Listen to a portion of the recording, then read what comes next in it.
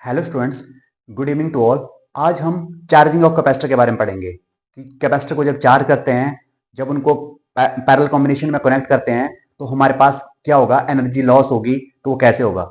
सबसे पहले common potential के बारे में पढ़ेंगे हम कि कॉमन पोटेंशियल क्या होता है।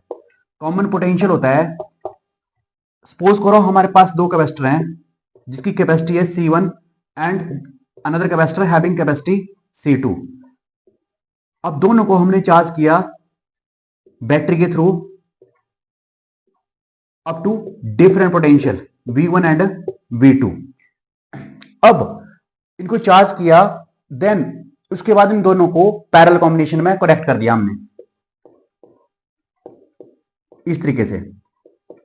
अब होगा क्या इसमें, जिसका पोटेंशियल ज्यादा होगा, potential always flow from high to low, मतलब जिसका पोटेंशियल ज्यादा होगा वहां से चार्ज क्या होगा, इन दोनों में क्या होगा, there is transfer of charge.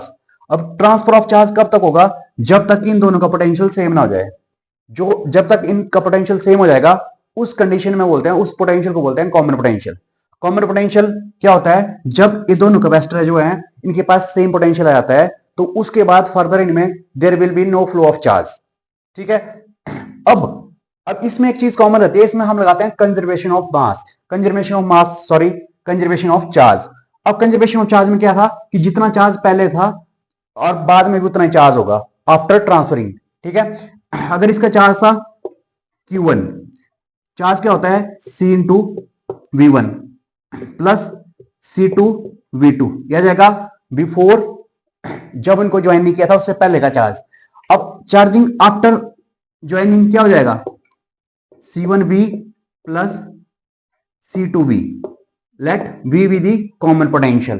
ठीक है। तो charge there is no loss of charge, मतलब Q1 should be equal to Q2, C1V1 plus C2V2 equal to C1V plus C2V।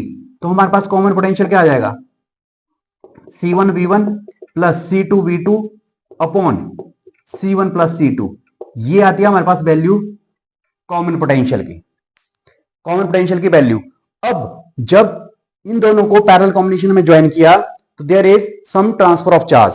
ठीक है। यहां पे चार्ज ट्रांसफर होगा, इट मींस यहां पे एनर्जी लॉस हो रही है, मतलब जो एनर्जी पहले थी वो बाद में